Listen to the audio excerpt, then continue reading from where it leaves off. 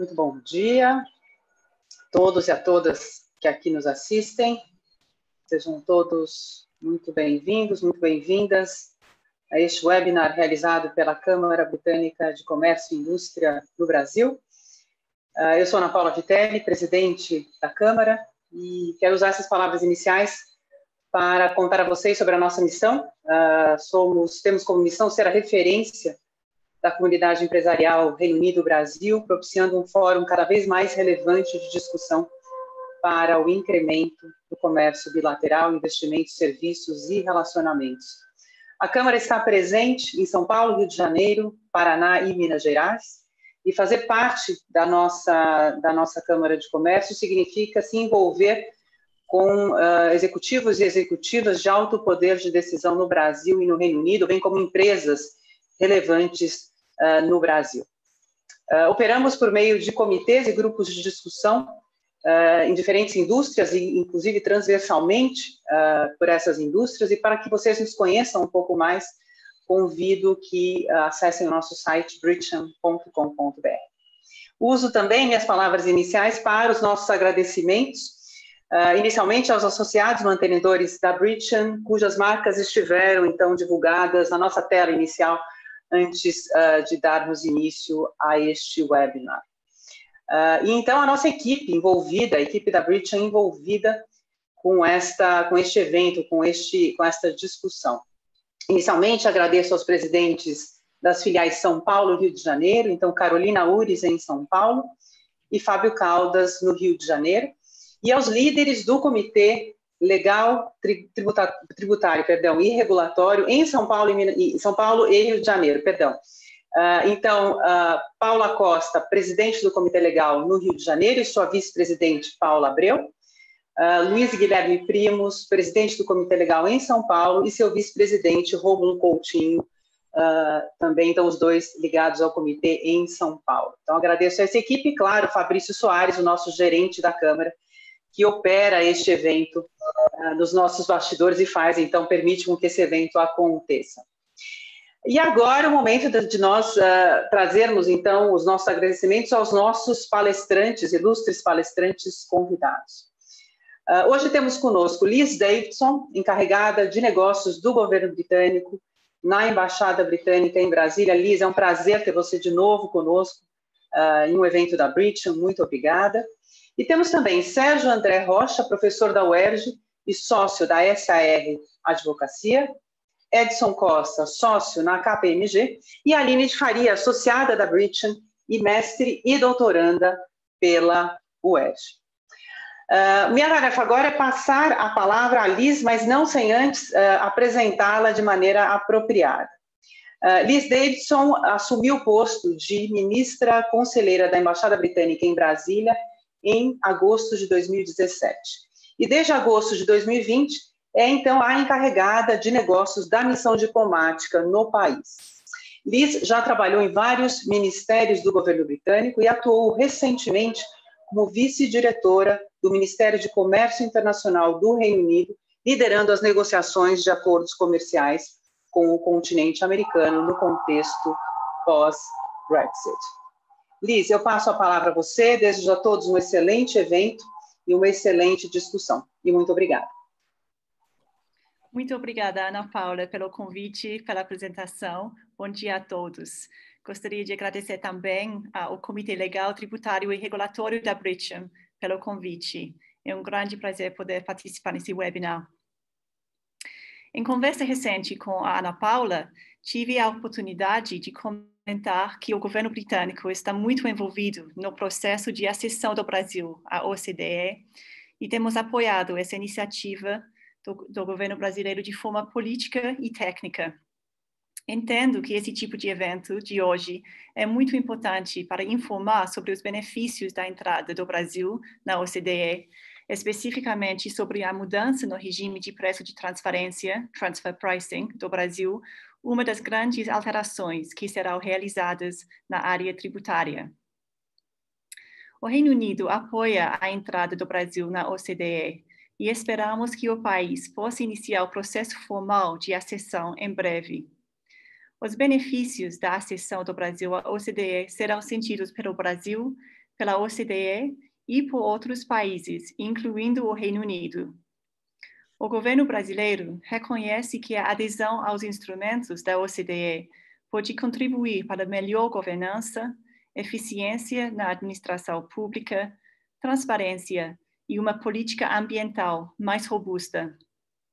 De modo geral, a OCDE pode impulsionar os esforços brasileiros para conduzir reformas domésticas.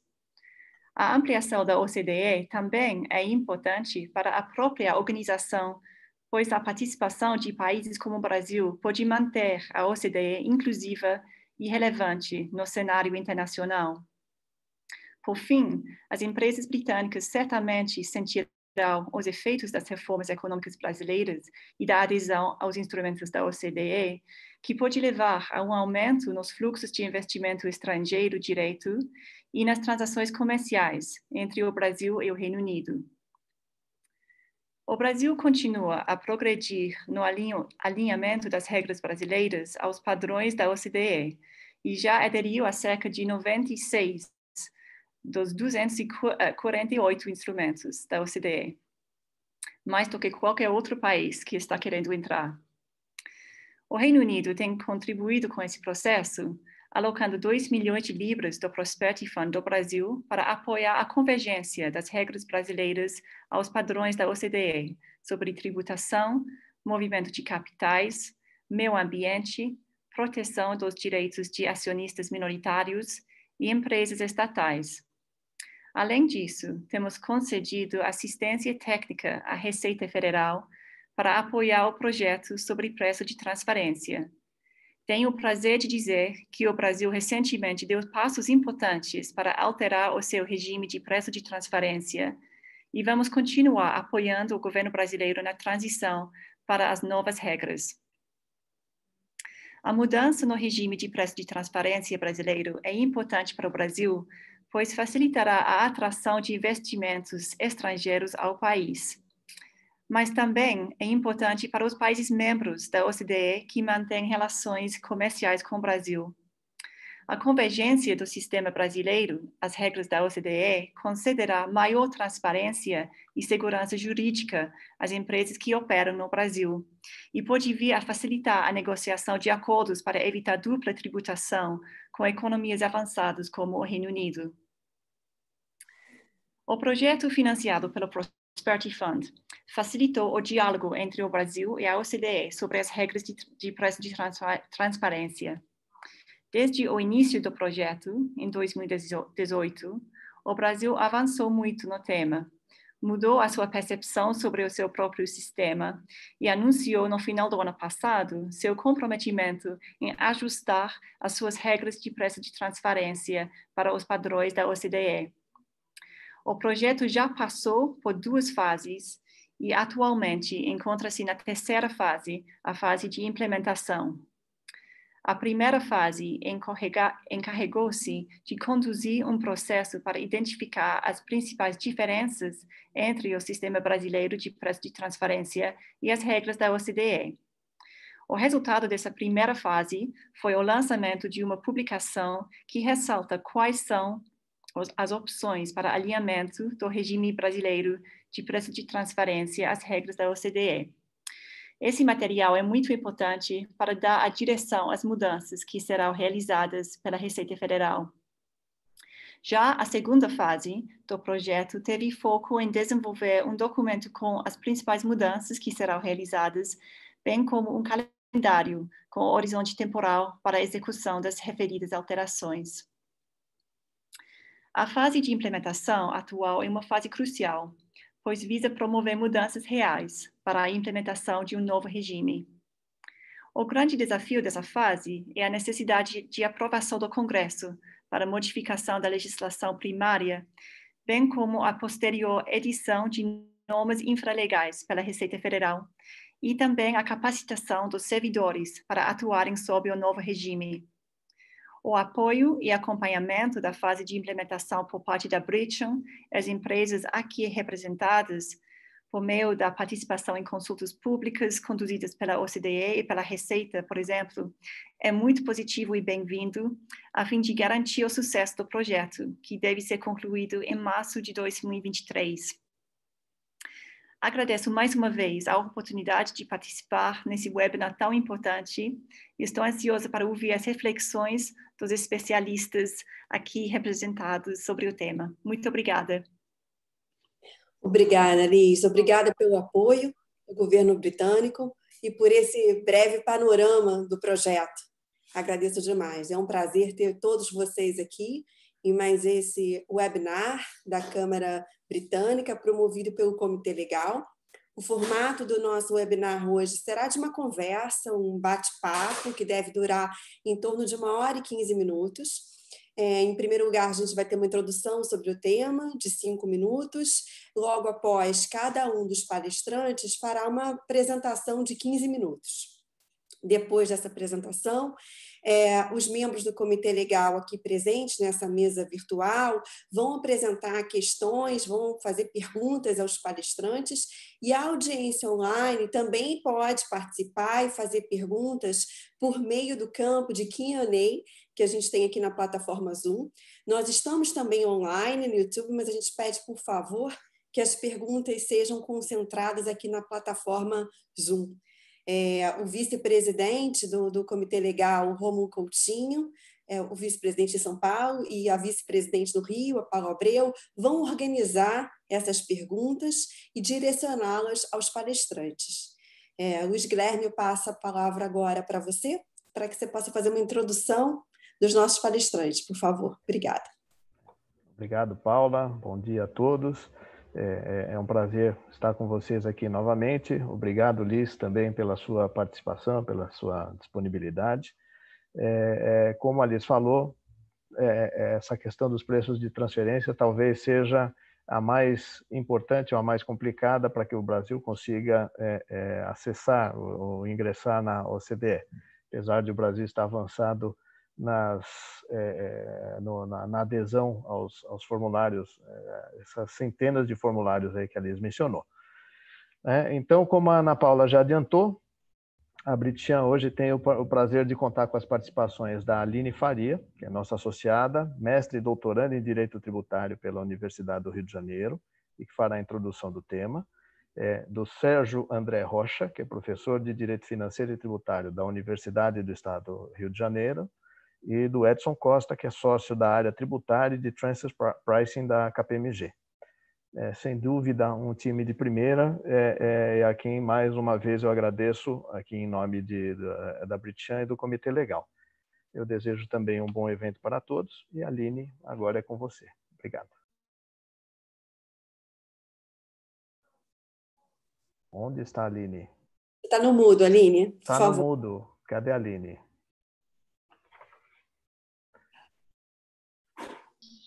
Pronto. Pronto. Ok. Obrigada, Guilherme. Obrigada a todas as pessoas da Britian envolvidas nesse evento. E eu vou fazer uma breve contextualização do assunto. Basicamente, em 2017, após a oficialização da entrada do Brasil como um país membro da OCDE, a Receita Federal ela começou a trabalhar em conjunto com a OCDE para desenvolver trabalhos com o objetivo de identificar a aproximação e semelhança das regras de preço de transferência em relação ao padrão que já era adotado pela OCDE.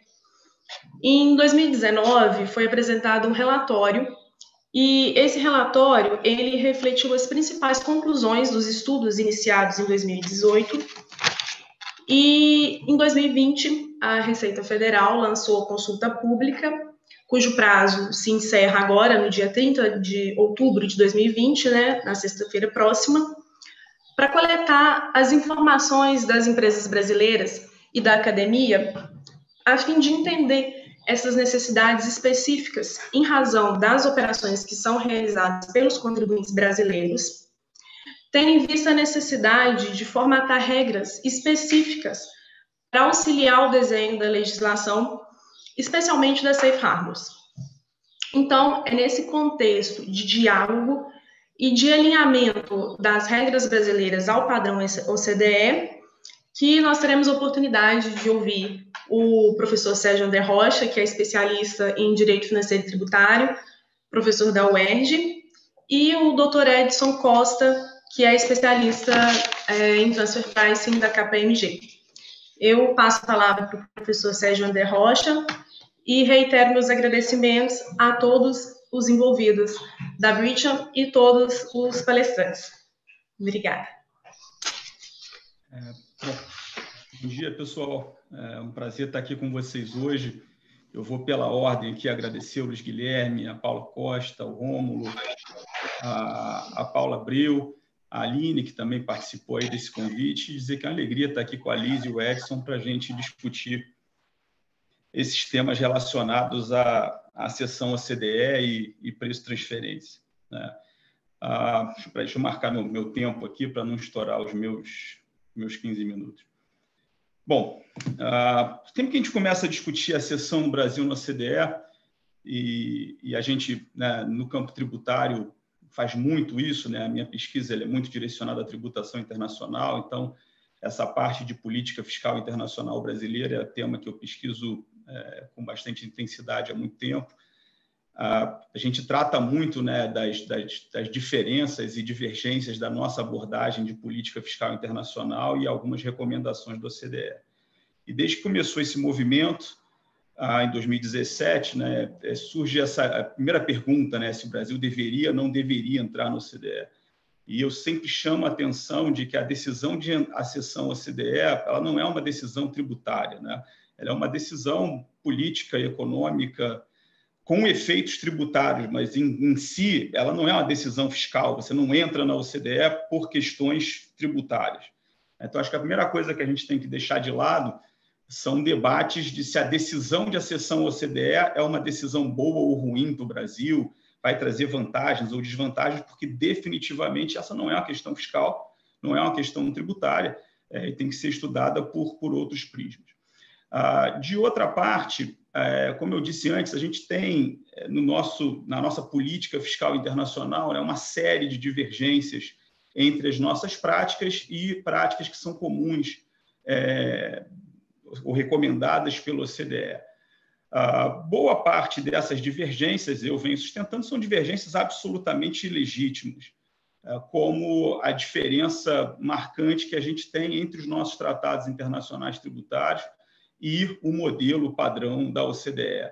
O Brasil, ao longo, né, das últimas décadas, desde a nossa primeira convenção em 1967, foi muito hábil e bem-sucedido em estabelecer uma política de celebração de convenções que é mais interessante para o Brasil, enquanto um país de fonte, do que o modelo padrão da OCDE. Então, é um exemplo de divergência que, ao que tudo indica, não vai ser afetada por essa decisão. A mesma coisa a gente encontra no nosso padrão de tributação de controladas e coligadas no exterior, que diverge, né, do padrão utilizado pelos membros da OCDE. Inclusive, dentro da União Europeia, sequer poderia ser utilizado um padrão como o nosso. Então, de uma certa maneira, a gente tem aí essa série de divergências, diversas delas justificáveis e compreensíveis e que, a meu ver, devem ser mantidas. Mas desde 2017, né, quando a gente iniciou esse processo de acessão, pediu, né, mandou aquela carta do presidente Temer para a OCDE, surgiu o ponto tributário, né, e logo no início ficou muito claro que no checklist da OCDE existe um único ponto tributário relevante, que são as regras brasileiras de preço de transferência. Então, acho que aqui é importante, de cara, já tirar da mesa uma certa confusão que eu vejo muito se fazer, de que esse movimento, né, que basicamente está numa fase ainda extremamente preliminar, a gente nem começou formalmente o processo de acessão, mas que esse movimento geraria um impacto nas nossas convenções, que geraria um impacto nas nossas regras CFC. Nada do que está sendo discutido indica que vai haver qualquer impacto que não seja, qualquer impacto tributário que não seja relacionado às nossas regras de preço de transferência. É possível que isso mude? É possível. O que a gente percebe em outros países em desenvolvimento que aderem ao OCDE é que, de alguma maneira, eles acabam alterando as suas regras, é o que a gente está vendo na Colômbia. Por outro lado, me parece que o Brasil tem uma política fiscal internacional muito mais consolidada do que esses outros países. Então, vejo com certo ceticismo a hipótese do Brasil começar a alterar outros campos da sua política fiscal internacional em razão desse movimento. Em 2017, quando a gente inicia o processo e fica claro que preço de transferência vai ser a grande questão, eu lembro, eu estava num seminário, num congresso em Minas Gerais, que havia uma participação maciça da Receita Federal, e conversando com eles, a primeira reação da Receita Federal, a meu ver, isso aqui é a minha impressão sobre conversas informais, para a gente deixar bem claro, é que havia uma resistência das autoridades fiscais a fazer essa mudança de padrão. Havia uma percepção de que mudar de padrão geraria muita complexidade, geraria muito litígio e que seria, de alguma maneira, pior para o Brasil. Isso se refletiu, de alguma forma, no primeiro seminário de lançamento do projeto Receita Federal OCDE, que foi realizado ali em 28 de fevereiro, 1º de março de 2018. Eu participei desse seminário, participei do workshop, falei durante o seminário, e desse primeiro evento, o resultado meio discutido foi talvez devêssemos caminhar para um sistema dual. Um sistema dual que até hoje assombra os debates. A ideia de um sistema dual seria manter as nossas regras atuais, editar um conjunto de regras seguindo o modelo da OCDE, e aí deixar o contribuinte optar. Só mesmo a limitação de percepção que o início de um debate estabelece é que poderia fazer a gente imaginar que isso seria uma boa ideia. Com o passar do tempo, ficou claro que essa ideia original de sistema dual seria uma ideia muito ruim. Passou o tempo, o OCDE e a Receita seguiram um projeto, e em meados do ano passado, se não me engano, 11 de julho do ano passado, foi feito um segundo evento em Brasília, em que a Receita e a OCDE apresentaram um levantamento parcial do trabalho que eles vinham fazendo. E, basicamente, o que saiu dessa reunião de julho é que o Brasil partiria em direção ao full alignment com o padrão OCDE. Isso gerou uma reação fortíssima, e eu lembro que eu mesmo, junto com outros professores, acabei, professor Chueire, professor Heleno, professor Romero, a gente escreveu um manifesto contra aquela reunião, dizendo, olha, é inviável que a gente parta para um modelo de alinhamento total, desconsiderando completamente a experiência brasileira.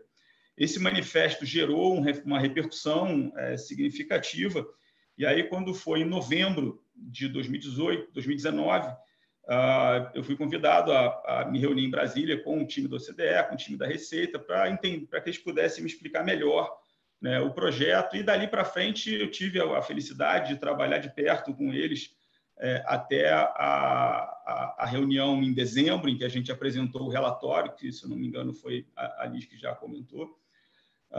E aí eu acho que aqui é importante esse momento para a gente entender os conceitos por trás desse trabalho. Foi engraçado que, quando eu comecei, depois do meu encontro com eles em novembro, e eu publiquei alguns artigos sobre esse movimento, e aí começaram a dizer, pô, mas você está traindo o manifesto. Não estou traindo o manifesto, eu só estou dizendo, agora eu tenho mais informações do que eu tinha. Talvez a apresentação em julho tenha sido opaca demais para ser bem compreendida. De alguma maneira, eu acho que o movimento em dezembro ficou mais claro. Então, nesse período, no fim do ano, primeiro, uma questão importante, do que é full alignment. Full alignment não é necessariamente da noite para o dia a gente ter os Transfer Pricing Guidelines da OCDE aplicáveis no Brasil de forma generalizada. Full alignment é full alignment com uma percepção do que seja o Arm's Length Standard. Então, quando se discute full alignment, você está contido nesse conceito a ideia de se encontrar, por exemplo, medidas de simplificação que sejam vistas como compatíveis com o Arm's Length Standard. Então, isso já é um dos pilares do projeto, é que a gente encontre saídas de simplificação que podem ser, inclusive, margens fixas, como a gente vem utilizando desde a Lei 9.430. Então, a única coisa que a gente tem certeza não é uma manutenção do sistema atual. Então, o sistema atual, se esse projeto der certo, em algum momento, o sistema atual vai ser revogado. Porém, é um trabalho de se encontrar medidas de simplificação que, como eu disse, podem ser, inclusive, a adoção de margens fixas. Daí o trabalho que está em aberto, que a Aline comentou, o questionário que foi apresentado para a comunidade empresarial, para que se sugiram modelos de safe harbor, com prazo agora até 30 de outubro, até o final do mês de outubro. Dentro dessa lógica de que nós vamos adotar medidas de simplificação, eu volto ao tema que eu comentei antes. O sistema dual está fora da mesa. E por quê? Porque se percebeu, e é evidente, que, primeiro, é um sistema de dificílima administração. Então, você ter simultaneamente em vigor 2 conjuntos de regras coloca uma pressão em termos de gestão tributária monumental, tanto sobre o setor público quanto para o setor privado. Então, essa noção inicial, que, como eu disse, é justificada pelo realmente aquele momento em que a gente estava de ser exposto a uma situação completamente nova, realmente não faz sentido algum, depois que você reflete um pouco mais sobre o tema, e está relacionado a um outro pilar importante do projeto, que é você combater de forma igual a dupla tributação e a dupla não tributação. Porque, historicamente, em tributação internacional, houve um foco muito grande sempre em se evitar a dupla tributação. Isso vem desde as primeiras convenções internacionais no século XIX. Então, a lógica do sistema, desde o início, em que a gente começou a discutir convenções internacionais e tudo mais, sempre foi orientada para se evitar a dupla tributação. Desde a década de 90, mas com muito mais força a partir do projeto BEPS, ficou muito claro que é um dos pilares do sistema tributário internacional também se evitar aquelas situações de dupla não tributação, em que o contribuinte acaba tendo vantagens tributárias não intencionais, ou seja, ele deixa de pagar tributo em 2 países sem que, em função de sobreposições, gaps legislativos, etc. Então, se a ideia é você evitar também situações de dupla não tributação, se você tem um sistema dual, ele basicamente permite a arbitragem pelo contribuinte do que é melhor para ele. Então, nas situações em que a regra brasileira gera dupla tributação, o sujeito simplesmente migra para o modelo novo. Nas situações em que a regra brasileira permite planejamento fiscal internacional, fico na regra brasileira, então não faz sentido que a gente siga com o modelo dual. A preocupação maior no projeto, e aí, por mais que se diga que não, nós vamos investir, isso vai ser resolvido e tal, eu sou muito cético quanto a isso, é a infraestrutura administrativa de aplicação dessas novas regras, porque é uma mudança 180 graus da nossa experiência com preço de transferência o julgamento de autos de infração relacionados ao tema. A gente está aqui com a Paula Abreu, que é do CARF, no seminário, no workshop da Receita com a OCDE agora em dezembro, num dos painéis que eu participei exatamente, a gente discutiu exatamente solução de controvérsias, e eu estava à mesa com a Adriana, né, presidente do CARF, e aí brinquei com ela, falei, Adriana, a gente vai precisar de uma turma só de preço de transferência. Ou seja, ela disse, não me arruma confusão, nada de uma turma só de preço de transferência, não, mas acho que é um pouco inevitável, porque uma das preocupações grandes que eu acho que você tem que ter é que, efetivamente, a gente não tem infraestrutura administrativa para aplicar regras de preço de transferência de acordo com o padrão OCDE. Então, eu acho que isso é um pouco da lógica, né, Eu tenho aqui 3 minutinhos, deixa eu migrar um pouco para o que esperar. Porque as empresas elas são muito ansiosas. Né? Eu já 2 vezes fui concorrente de Edison, comecei minha carreira na Anderson, depois até 2013 eu fui sócio da Hermes. Então, assim, a gente tem essa lida, né, com as empresas ficam ansiosas, querem começar a modelar tudo, a fazer cálculo de como vai ser e tal. Da maneira como eu vejo, primeiro, isso é absolutamente queimar a largada. A gente não tem com o que comparar. A gente não sabe como que vai ser o desenho dessas regras. Eu acho que a prorrogação do prazo do questionário sobre safe harbors para o fim de outubro deixa muito claro que a chance da gente ter um projeto finalizado esse ano é absolutamente improvável. Assim, é absolutamente improvável que até o final do ano esse time consiga. É um time pequeno, é um time enxuto, tanto do lado da Receita Federal quanto do lado do OCDE. É muito improvável que se consiga processar essas informações e transformar isso em projeto de lei ainda em 2020. Então, acho difícil que se tenha sequer um projeto de lei esse ano. Então, que a gente tenha um projeto ano que vem, que cara vai ter esse projeto, como é que vai ser a tramitação legislativa de um projeto de reforma de preço e transferência. No fundo, se a gente for olhar, é uma discussão que vai concorrer com diversas outras iniciativas de reforma tributária. E é um projeto extremamente técnico. Se a gente discute, por exemplo, as safe harbors que estão na mesa no questionário, eu acho que existe uma dúvida importante e não solucionada, que é qual é o modelo de regulamentação disso. E o que eu quero dizer com isso? O quanto disso vai estar na lei e o quanto disso vai ser delegado à Receita Federal? Isso vai ser uma discussão monumental, porque, de fato, se a gente for olhar, se a gente tiver a pretensão de fechar tudo na lei, vai ser extremamente difícil, e depois, quando isso for para o Congresso e iniciar a fase política de debate, sai de baixo, porque a gente tem que entender que esse tema ele afeta cada setor de forma diferente. A pressão política em cima disso no Congresso vai ser monumental. Então, resumindo, tem aqui 40 segundos, eu acho, para essa minha intervenção inicial, eu acho que o projeto ele está escorado nos pontos de partida certos. O quanto a gente vai efetivamente conseguir desenvolver uma infraestrutura para aplicar as novas regras me preocupa demais da conta. Eu tenho discutido muito isso, essa tentativa de mundializar os padrões do OCDE sem que necessariamente você tenha capacidades institucionais nos diversos países, principalmente no mundo menos desenvolvido.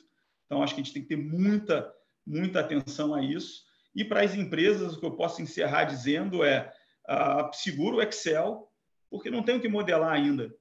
Não dá para saber exatamente para onde esse negócio vai.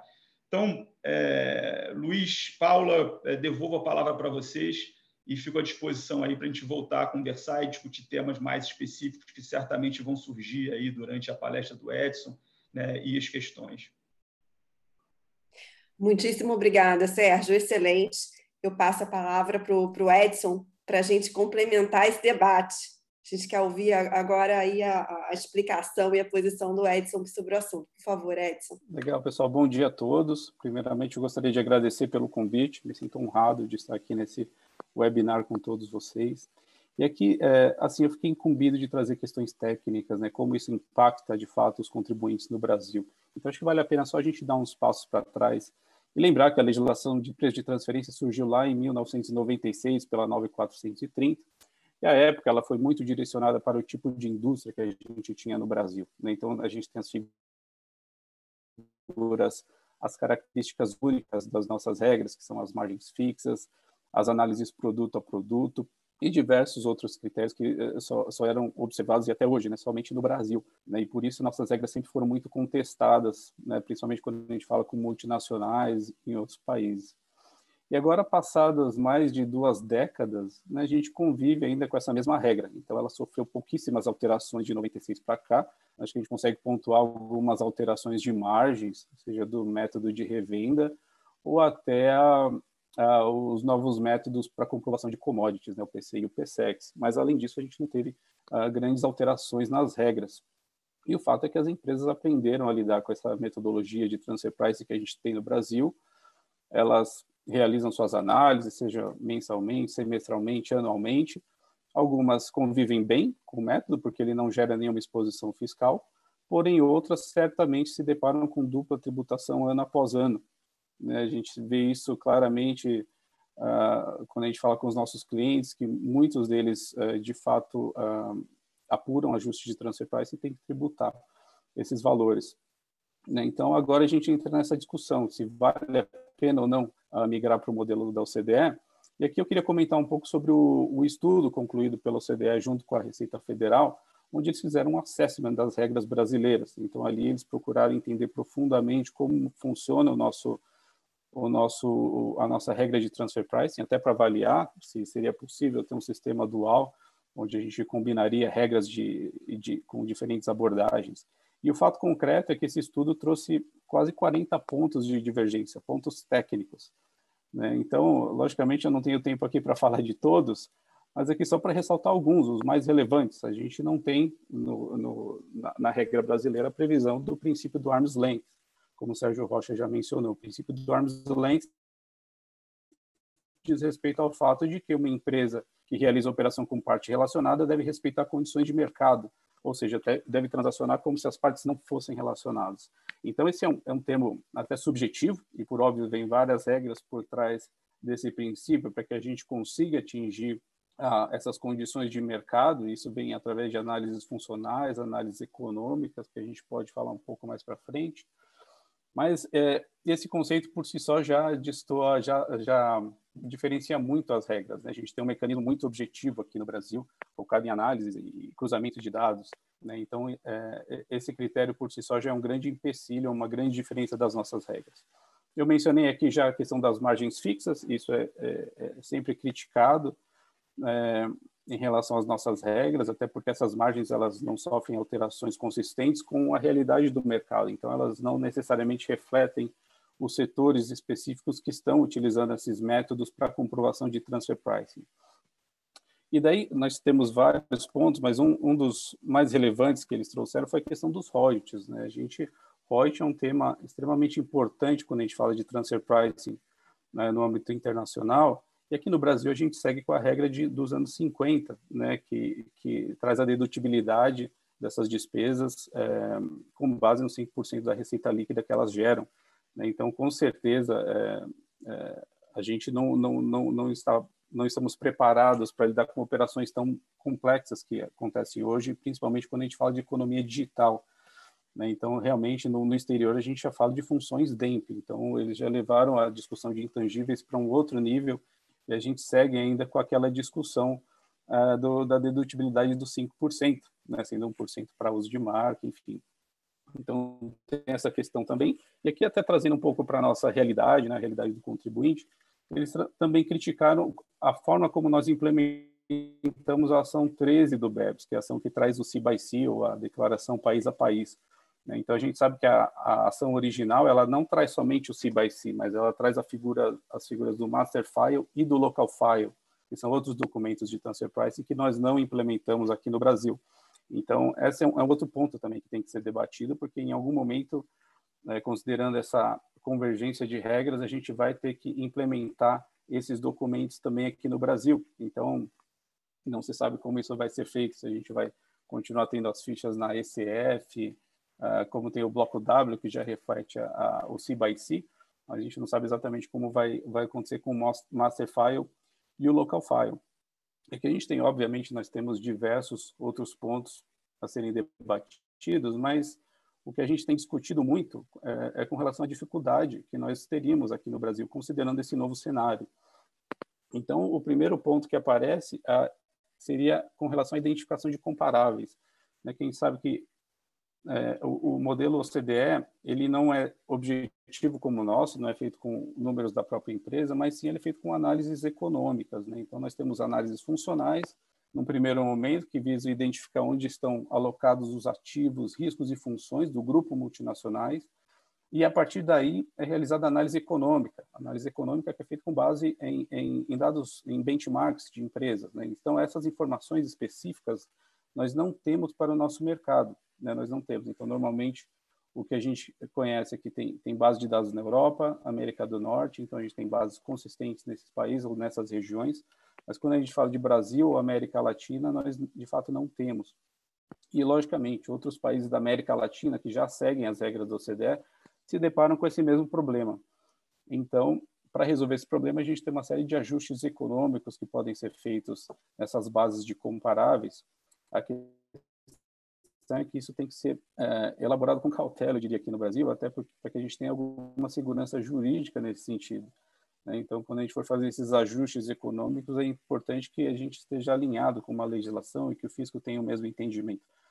E até para contextualizar com relação a ajustes econômicos, né? Agora a gente vive uma pandemia global E certamente as empresas no ano passado não previam essa pandemia e os estudos estão baseados em informações pré-pandemia. Então, como que a gente faz para ajustar esses dados, né, nas bases de comparáveis? Será que a gente pode utilizar base de dados de um outro ano de crise? Ou será que a gente poderia, talvez, trabalhar com o forecast da própria empresa? Então, é isso que eu tenho debatido com KPMGs de outros países, né? Como a gente poderia realizar esses ajustes e como, futuramente, o Brasil pode também ter esse tipo de mecanismo para realizar essas intervenções. Outra questão relevante aqui que a gente tem é a questão da tested party, ou seja, a parte testada. Então, você tem uma operação entre partes relacionadas, você tem duas partes envolvidas, duas ou mais partes. Mas no caso da regra brasileira, isso implica em que a tested party sempre vai ser empresa brasileira. Então, nós sempre vamos analisar os dados da empresa aqui no Brasil, apurar os parâmetros e ajustes, mas sempre com foco na empresa brasileira. A questão é que no modelo internacional, a tested party não vai ser necessariamente empresa brasileira. A gente tem um conceito no exterior de que a tested party normalmente é a empresa menos complexa na cadeia de valor. Então, se você tem uma empresa com menos ativos, riscos e funções, talvez essa seja a empresa mais adequada para ser o tested party, porque ela vai ter maior quantidade de parâmetros ou de empresas comparáveis nesses bancos de dados que eu mencionei. Então, a gente tem essa figura e a gente não sabe até que ponto a Receita Federal está disposta a aceitar essa figura de ter um tested party que não seja empresa brasileira, né? Eu já tive a oportunidade de discutir também com o CDE, Receita Federal, sobre diversos tópicos, mas o que a gente entende é que, de maneira geral, a gente vai ter que seguir o full alignment, mesmo incluindo essa questão da tested party, que a gente não teria outra alternativa, mas eu tenho conhecimento de outros países que não aceitam tested party que não sejam do próprio país. Então, a gente vai ter que se deparar com essa questão também. E outro ponto crítico aqui também diz respeito à capacitação técnica, né? Então, quando a gente ouve todas as apresentações da OCDE, a gente vê que em algum momento eles tentam até separar as empresas em blocos, ou seja, as grandes multinacionais, ou seja, aquelas que já têm o seu time global de transfer pricing, já têm um estudo preparado, e para essas empresas seria só a questão de apertar um botão e o transfer pricing no novo modelo já estaria rodando. Mas, por outro lado, nós temos empresas menores também, que precisam de uma capacitação nesse sentido, e temos a questão da própria Receita Federal. Como o Sérgio André bem comentou, o time é pequeno, então a gente teria que ter essa capacitação técnica por parte da Receita Federal e até por parte das empresas e tudo mais. Então, esse é um grande empecilho também. Agora, partindo para o convite, né, para a contribuição em questões de preços de transferência, que foi disponibilizada há quase 2 meses, imagino. Então, ali, a OCDE demonstrou interesse em realmente trazer alternativas para o contribuinte brasileiro. Então, eles trouxeram questões envolvendo os APAs. APAs, que são os acordos antecipados de preço, né? Então, esse é um mecanismo pelo qual o contribuinte pode sentar com o fisco, com a autoridade fiscal e negociar qual preço vai ser praticado em uma determinada operação. Então, eu entendo que esse é um assunto já complexo e avançado, que seria o caso até de trazer após uma implementação da regra. Acho que a gente está colocando aqui o carro na frente dos bois, mas eles trouxeram essa questão, e o questionário também aborda questões da safe harbors, né? Perguntando para os contribuintes quais seriam os modelos ideais ou o que eles esperariam na legislação. E a gente tem questões envolvendo os comparáveis, né? Mas só com relação a APA, por exemplo, né, que eles trazem questões envolvendo APIs setoriais, né, qual a perspectiva do contribuinte. O entendimento geral, venho debatendo isso em vários grupos de estudo, o entendimento geral é que a gente não deveria ter um APA setorial, mesmo porque ele não funciona. O APA ele é aplicado para operações extremamente complexas e que envolvem a disponibilização de dados muito sigilosos das empresas. Então, é muito improvável que competidores queiram compartilhar esse tipo de informação. Mas, de maneira geral, o ideal é que a gente tenha um APA de acordo e alinhado com as regras guidelines do OCDE, até para a gente não ter divergência e não transformar o nosso API do futuro no MAP de hoje. A gente sabe que o MAP a gente não consegue aplicar justamente por conta das divergências nas regras de transfer pricing. Então, o ideal é que a gente tenha o API alinhado com o OCDE para que a gente possa, de fato, num futuro próximo, aplicá-lo consistentemente. E aqui acho que está acabando o meu tempo, mas até só para comentar sobre o Safe Harbors, né, como foi abordado no questionário, O que é importante a gente ter em mente aqui que no exterior, ou de acordo com as regras da OCDE, é muito incomum você encontrar safe harbors, né? Então, não é um mecanismo amplamente utilizado pelas empresas ou mesmo implementados nos países. Então, e quando a gente pesquisa sobre safe harbor, nós achamos algumas questões muito específicas sobre contratos de empréstimo, por exemplo, que é mais ou menos como a gente aplica no Brasil. Então, se você tem contratos com essas características, você pode buscar as taxas nessas fontes e você está em compliance. Então, o safe harbor normalmente é para documentar operações menos complexas e mais rotineiras, né? Então, eu diria que o safe harbor não vai ser a grande solução dos nossos problemas, né? E até nós temos safe harbors também relacionados a contratos de cost sharing, por exemplo, que são muito objetivos.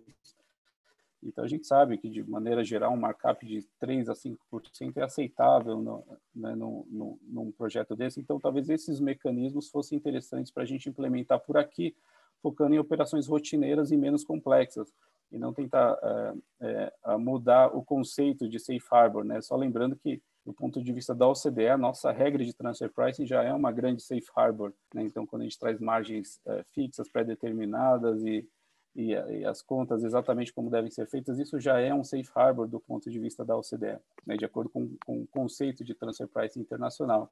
E aqui acabou meu tempo, acho que a gente pode abrir para as perguntas. Obrigado, pessoal. Obrigada, Edson. Paula, Abreu. Bom dia a todos. Eu vou passar para a primeira pergunta, e a gente, né, escutou o professor Dr. Sérgio André, Dr. Edson também, sobre as diferenças entre as atuais normas brasileiras e as diretrizes da OCDE. E na visão de vocês, vocês acreditam que os benefícios das mudanças propostas, elas vão superar os desafios do ponto de vista das empresas que operam no Brasil? É vantagem para o contribuinte? Bom, acho que vou começar eu aqui. Acho que, primeiro, um ponto que o Edson comentou, que é verdadeiro, né? Em 2017, eu fui relator geral do Congresso da IFA aqui no Brasil, muito bem organizado pela BDF, sobre o tema de preço de transferência, né? Naquela oportunidade, eu fiz uma pesquisa com mais de 40 países e a conclusão, né, uma das perguntas que a gente tinha para cada um dos países era se existiam práticas que desviassem do padrão OCDE. É verdade que diversos países comentaram práticas desviantes, mas elas eram menos significativas, né? O único país que efetivamente reportou divergências significativas foi o Brasil. O que não quer dizer que o modelo brasileiro seja completamente ruim. Eu entendo que um modelo próximo ao brasileiro seria um modelo de entrada ideal para países com baixa capacidade institucional. Mas, efetivamente, o único país nessa minha amostragem com uma prática significativamente desviante foi o Brasil. Em relação à sua pergunta, primeiro, até retomando a questão que eu comentei, né, eu percebo uma mudança de posição na Receita Federal muito grande. Né? Em 2017, era uma reação de querem mexer com o nosso modelo que é fácil de implementar, e em 2019 era efetivamente a gente tem que fazer alguma coisa e tem que mudar. Porque, de novo, a nossa regra ela gera situações de dupla tributação, como o Edson comentou, e aí um mini parênteses, né? Para essas situações hoje, né, vem sendo utilizado o MAP, né, o Mutual Agreement Procedure, para solucionar. É uma solução muito específica que tem que ser muito bem pensada, muito bem desenhada. Eu vejo em algumas situações, né, consultores vendendo o MAP como se fosse, né, uma ação no JEC de atraso de mala, então não é isso. Tem que ser um negócio realmente muito bem pensado. Mas para as situações de dupla tributação existe essa possibilidade, mas existe um caminhão de situações de dupla não tributação, que a margem fixa, no fundo, ela permite planejamento tributário de uma maneira bastante aberta. Se a gente pensar só pensar no setor de commodities antes da gente ter, né, os métodos de commodities. O nosso método de exportação com margem fixa de 15 era uma maravilha, né? Era uma arbitragem fiscal à torta e à direita. Então, e aí, especificamente na sua pergunta, eu acho isso, assim, é bom. De uma perspectiva de complexidade do sistema, me parece que para a administração federal vai ser muito ruim no primeiro momento. E para as empresas pequenas, principalmente as multinacionais brasileiras pequenas, eu acho que também vai ser muito ruim. Ruim nesse sentido, de que você vai ter que enfrentar uma coisa completamente nova e complexa. Tanto que nas discussões sobre implementação, o que se coloca a implementação vai ser imediata. A única coisa que se vem discutindo é, eventualmente, dar mais prazo exatamente para grupos multinacionais menores, que, como o Edson comentou, tendem a ter mais dificuldade de implementação. Para os grandes grupos multinacionais, é no D0, assim, lateralmente, né, o nosso prazo de anterioridade natural, mas no D0 você está aplicando. Então, e aí também outro ponto importante que o Edson comentou, né, a ideia nós vamos ter safe harbors, que vão ser a consequência desse projeto. Em alguns casos, pode ser que a gente não consiga ter safe harbors, mas a gente possa ter APAs, que é uma outra coisa que as autoridades fiscais brasileiras estão abertas, mas, em princípio, se você não está nem no safe harbor, nem no APA, você está no OCDE full. Então, as grandes multinacionais, com estruturas complexas de intangíveis, tendem a ficar no OCDE full. E aí, de novo, voltando à sua pergunta, isso é bom ou ruim? Para a maioria das multinacionais internacionais de grande porte, como o Edson disse, é apertar um botão, é jogar o TP brasileiro para a Índia, junto com os outros TPs. Porque, normalmente, o controle de preço, o compliance do preço de transferência, ele já é outsourced em algum lugar. Muitas vezes na Índia, alguns países do leste europeu. Então, assim, no fundo, se vai ser bom ou ruim, eu acho que não é uma coisa que você possa responder de forma uniforme. Eu acho que para a Receita Federal vai ser um desafio brutal, porque uma coisa é esse grupo de elite que discute isso, que são todos muito bons, muito capazes, fantásticos. Outra coisa é o sujeito que está lá na ponta e que vai lavrar um auto de infração. Então, eu venho, inclusive, dizendo, olha, vocês deveriam criar, talvez, um pool que revisasse esses autos de infração, pelo menos durante um período de tempo, porque como é que você capacita auditores Brasil afora? É difícil, não é fácil. E a mesma coisa nos autos, na revisão dos autos de infração, pelo CARF, pelo Judiciário. Para as empresas, se vai ser bom ou ruim, é o que eu disse agora. Acho que depende. Algumas empresas vão ter dificuldades brutais, grandes multinacionais vão ter uma facilidade muito maior de adequar, e aí, eventualmente, vão sentir falta ou não do modelo antigo quando começarem a chegar os autos de infração.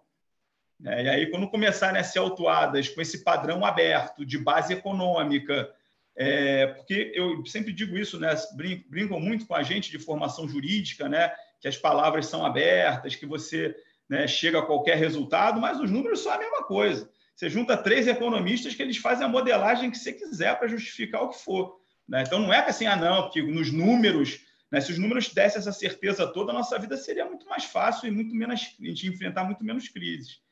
Então, eu acho que é isso, Paula. Não sei o que o Edson pensa, mas acho que vai variar muito. No longo prazo, a tendência é as experiências se aproximarem. Eu concordo, Sérgio André, e até da perspectiva das empresas, né? A gente vê que vão ter casos e casos. Por exemplo, eu tenho muitos clientes, por exemplo, que me abordam do exterior, né? Clientes do exterior falando, Edson, fiz um estudo global de transfer pricing e o nível de lucratividade para a subsidiária brasileira é de 3,5%. Eu quero saber se isso funciona no Brasil. Então, teoricamente falando, esse estudo já está pronto, né? Seria o caso da empresa ver aqui como documentar e disponibilizar esse estudo para as autoridades fiscais. Aí vem um outro problema, como isso vai ser fiscalizado é uma outra discussão. Mas nesse caso já estaria pronto. Mas a gente tem casos de empresas que têm operações complexas que vão ter que analisar de uma outra forma ou não vão simplesmente poder tropicalizar um estudo feito no exterior. Então a gente tem essas duas questões. Mas de maneira geral, o que a gente vê é que a mudança para as regras internacionais, isso implica em uma diminuição na arrecadação. A gente sabe que as empresas enfrentam ajustes milionários ano após ano, e teoricamente, assim, o estudo de transfer price, ele tem a sua subjetividade, seus pilares econômicos, né? E via de regra, assim, é menos provável que os contribuintes tenham ajuste. A questão é como documentar todas essas análises econômicas. Então, num primeiro momento, poderia ter esse impacto, né, do ponto de vista tributário, mas isso falando especificamente de transfer pricing. né? Mas agora, quando a gente fala de um cenário maior, mais amplo, que seria a cessão ao CDE, a gente está falando de novos investimentos chegando no país. Então, a gente vai arrecadar de outras formas, não através de transfer price, mas com base na tributação regular das empresas, né? Então, é isso que a gente espera, um maior número de investidores querendo operar no Brasil por conta dessa uniformização das regras, né? Então, essa é a minha visão em relação a essa mudança.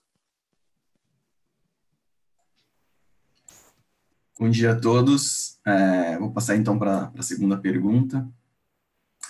O professor Sérgio André até falou do setor de commodities já, então ele respondeu parcialmente essa segunda pergunta, mas eu acho que ainda vale a pena a gente trabalhar ela e ouvir a opinião de vocês sobre ela, que seria o seguinte: um dos motivos para a consulta pública lançada pela OCDE e pela Receita diz respeito à ocorrência de dupla tributação, que afeta a decisão de multinacionais de investir no Brasil, e de dupla não tributação, que afeta a arrecadação para o Brasil. Em quais setores ou operações isso ocorre com mais frequência? Essa questão de dupla tributação ou dupla não tributação? Acho que a gente pode começar pelo professor Sérgio.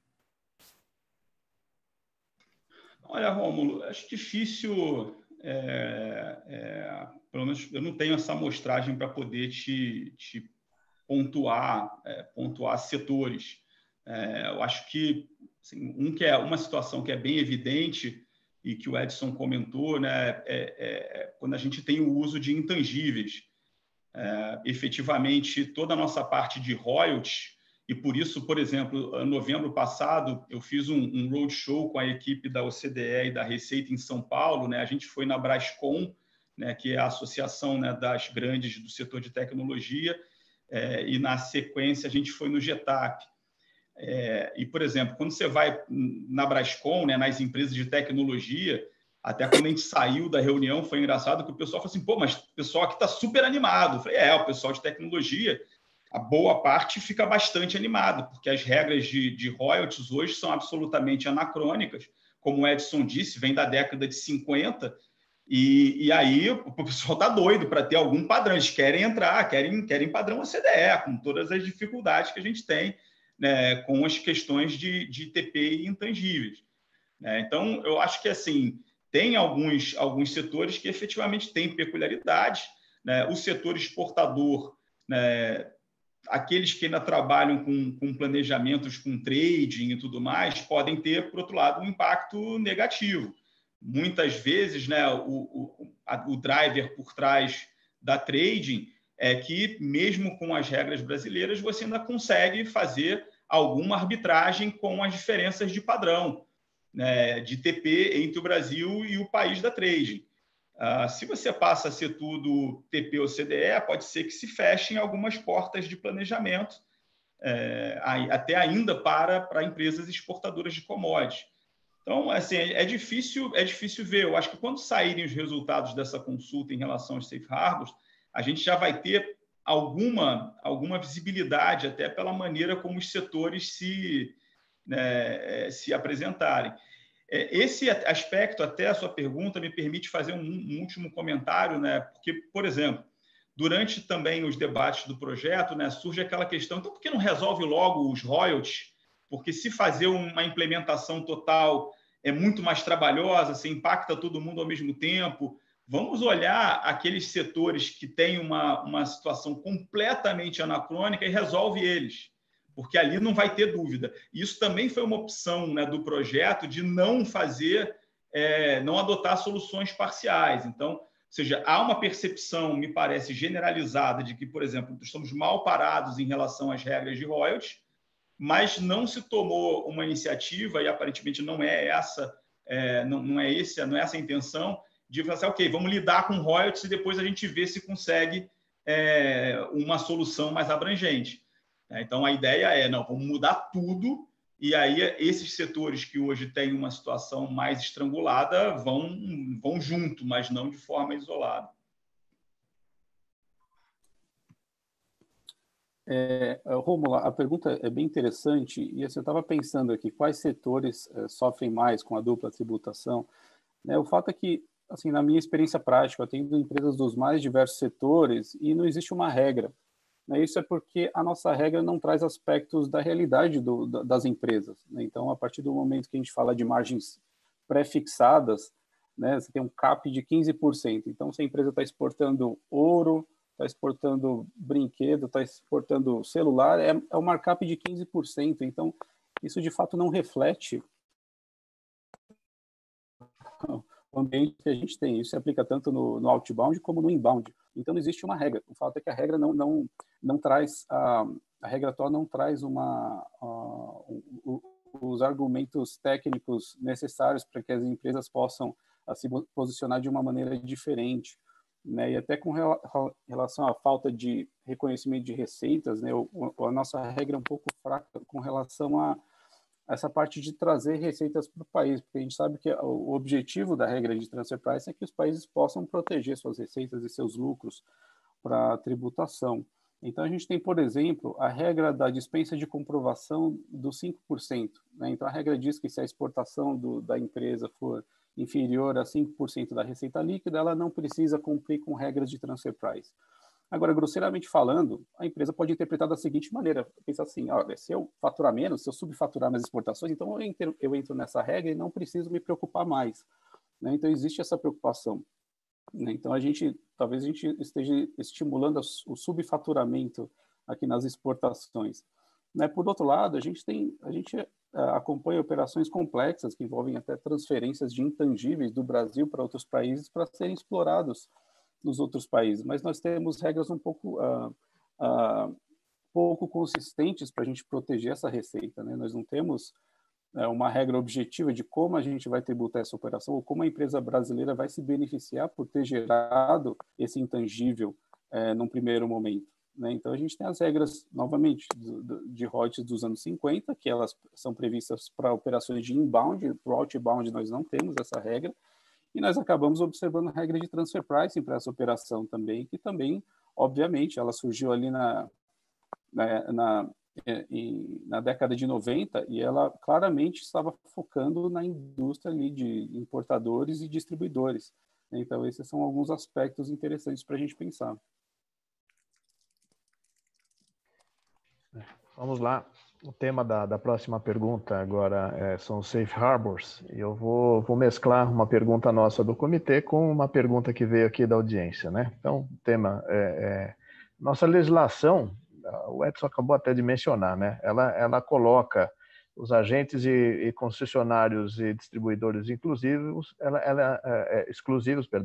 ela inclui ela sujeita essas pessoas, inclui no conceito de empresas vinculadas, de pessoas vinculadas, e a sujeita às regras de transferência, né? Então, primeira questão, né? Há alguma chance, por conta desse questionário, dessa consulta pública, de se retirar essas pessoas, de se adotar safe harbors para esses distribuidores exclusivos? E uma segunda questão que está vindo da audiência, né?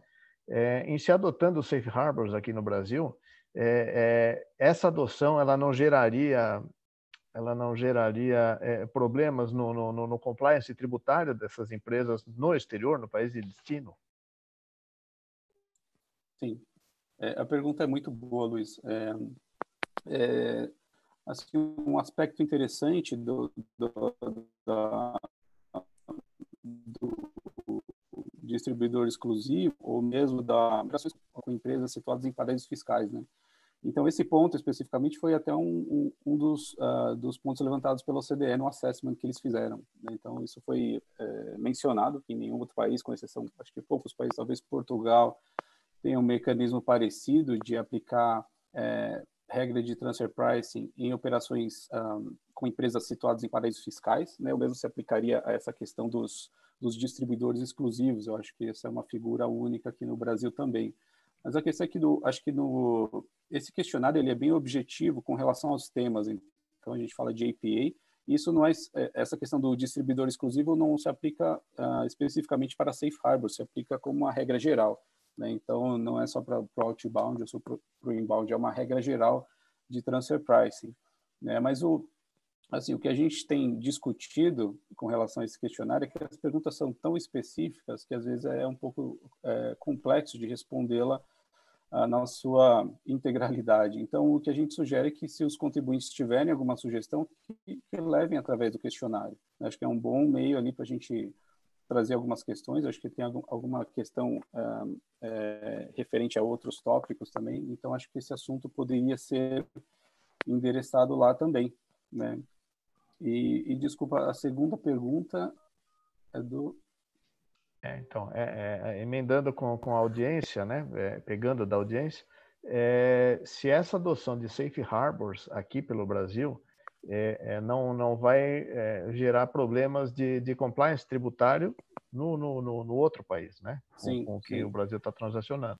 De fato, isso diz respeito até aos questionamentos trazidos ali no documento da OCDE, porque eles perguntam sobre safe harbors aplicáveis e qual a abordagem no outro país, em relação a esses safe harbors. Então, deveria ter um alinhamento, com certeza. A questão é que, como a gente já comentou aqui, safe harbor não é algo muito comum de se ver. Então, imagino que a gente tenha safe harbors específicas em alguns países, mas não vão ser todos os países que vão ter. E também seria difícil fazer esse alinhamento, a gente criar um safe harbor específico nosso. Logicamente, ele vai ter que seguir premissas de arm's length, então acho que a partir daí a gente pode conseguir algum tipo de alinhamento, né, mas não seria um exercício tão simples de ser feito.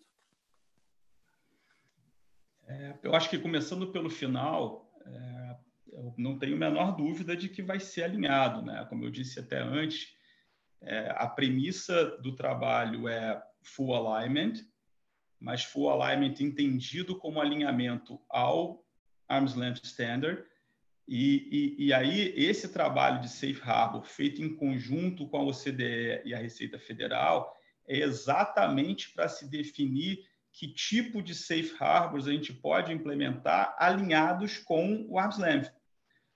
Então, de uma certa maneira, eu venho dizendo isso, talvez esse projeto brasileiro acabe sendo uma nova cara do preço de transferência, né? A gente sabe que a OCDE, historicamente, sempre teve muito pé atrás com o Safe Harbor, né? Porque, por ser uma presunção, você acaba aumentando a chance de dupla tributação ou dupla não tributação, mas é exatamente por isso que os dois times estão aí com as mangas arregaçadas para tentar identificar setores onde você consiga ter uma simplificação alinhada ao Arm's Length Standard. Isso pode significar que, como resultado desse projeto, a gente não vai ter tantos safe harbors assim, porque, no final das contas, realmente você tem que ter uma situação muito homogênea em que se chegue à conclusão de que estabelecer uma margem fixa de lucro, por exemplo, atende, né, ao princípio Arm's Length.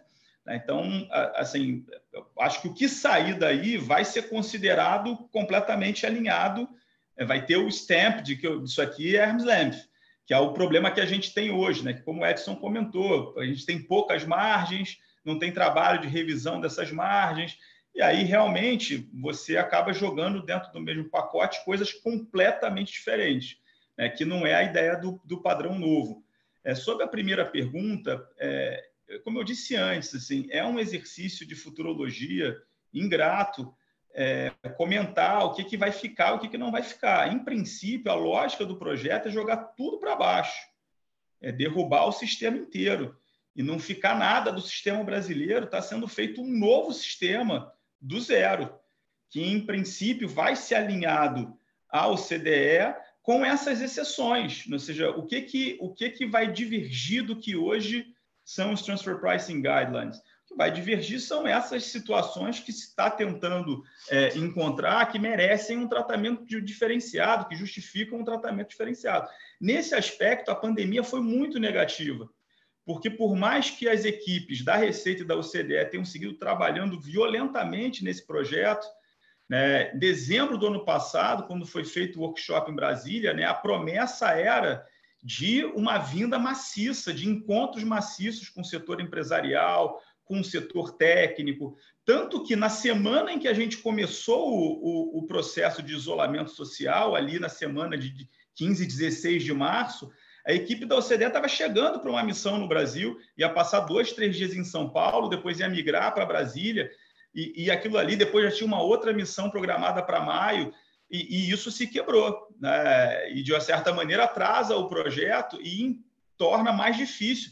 Tem a menor dúvida que a comunicação por questionário é diferente da comunicação em workshops setoriais, né? Você provavelmente a Câmara Britânica teria o seu workshop, né, com as suas associadas para discutir com o time, né? Então, isso eu acho que quebrou demais, né, essa troca, que seria claramente a natureza, a tônica desse projeto. As duas equipes estavam muito abertas a essa troca, né? E aí, infelizmente, né, essa crise sanitária, junto com, né, todas as consequências desesperadoras que teve, né, impactou, né? Teve aí como uma das suas vítimas também o modo como esse processo ia ser desenvolvido no Brasil.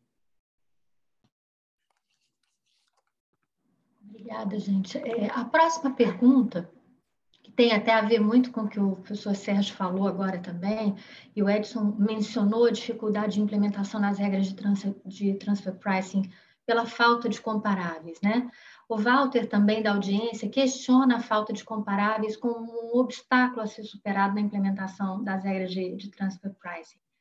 E isso tudo foi muito agravado pela pandemia do coronavírus, né, que afetou também esses parâmetros, não só no Brasil, mas também no exterior, e essas empresas que atuam no exterior também. Se a gente fosse buscar comparáveis nessas transações no exterior, elas também estariam afetadas pela pandemia, né, que afetou a economia no mundo inteiro. Nesse contexto, como é que as mudanças nas regras de preço de transferência, elas podem ser implementadas ou elaboradas, né? É possível pensar numa mudança nesse momento? Eu entendo que acho que são dois assuntos distintos, né? Um é a implementação das novas regras de transfer pricing e outra questão dos ajustes que serão permitidos nas bases de comparáveis, como eu mencionei anteriormente.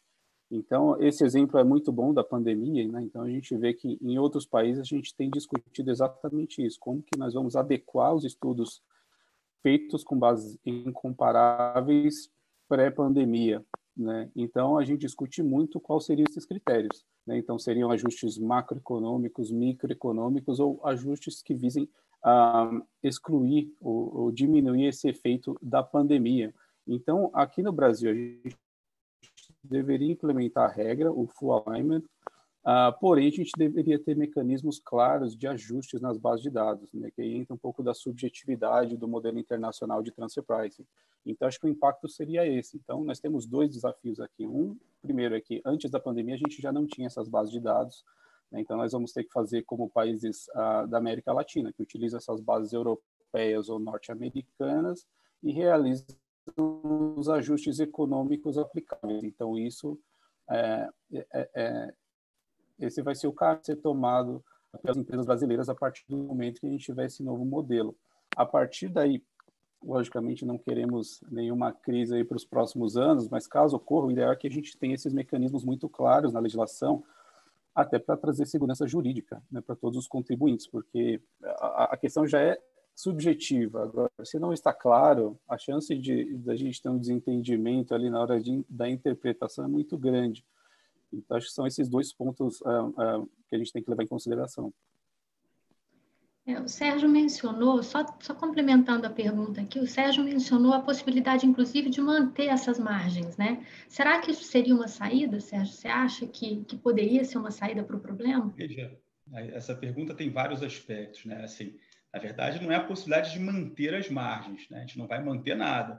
É possível que, como consequência desse trabalho, dessa consulta pública, desse questionário, chegue-se à conclusão que, para um determinado setor, uma margem fixa é arm's length e que o safe harbor de determinado setor seja uma margem fixa. Mas a gente não deve ter em mente manutenção, que quando a gente fala disso, parece que, de alguma maneira, então vamos manter um pedaço. Não é manter. É a partir de um trabalho muito bem feito, focado em dados que o mercado está fornecendo, se chegar à conclusão do que a gente pode ter de margem fixa no sistema. Em relação à questão da pandemia, eu acho que o comentário do Edson está perfeito. A gente tem que isolar as questões. Dificuldade da pandemia a gente vai ter em todos os sistemas, inclusive no nosso, né? Então, não acho que a gente tem que pensar muito por aí. E volto também ao meu comentário anterior. Eu acho assim, que melhor cenário, assim, sendo muito otimista, isso está eficaz em 2022. Mas isso, na minha percepção, é otimismo, tá? Porque, de novo, tem o trabalho técnico, tem o trabalho político, né? São muitos setores envolvidos, o lobby no Congresso vai ser muito grande, tem que ter muito cuidado para não ser... Porque o problema, a partir do momento em que você insere um tratamento diferenciado no sistema, você estimula todo mundo que está fora dele a querer entrar. Então, aqueles que no trabalho técnico não conseguiram convencer a equipe de que eles mereciam um safe harbor, se não conseguiu no técnico, eles vão tentar no campo político, né? Então, como que vai ser o diálogo político, né, desse tipo de tramitação é muito difícil de entender. E tudo indica que a gente vai ter uma campanha de eleição presidencial muito antecipada, né? Então, qual é o apetite? Então, assim, eu falo 2022, mas se hoje eu tivesse que casar aqui um almoço, né, com o meu amigo Edson, com o suado difícil que está ganhar algum dinheiro na pandemia, eu não apostaria que ia ter regra nova em 2022, não.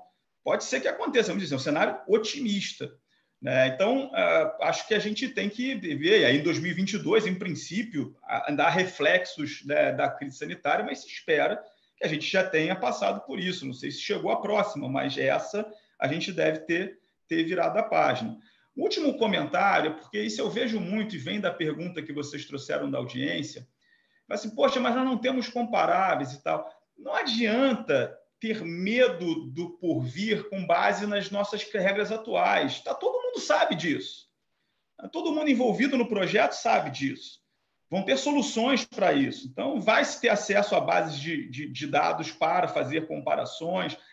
Ou seja, a gente não adianta ficar com medo do modelo novo com base nas limitações do modelo atual. O modelo atual, como eu disse, se o projeto der certo, o modelo atual ele deixa de existir. A única sobrevida que o modelo atual vai ter é de inspirar esse esforço que está sendo feito para se encontrar campos de simplificação. Então, o que do modelo atual fica é isso, porque como existia realmente, assim, cara, o nosso modelo ele pode ter todos os defeitos, mas ele é simples.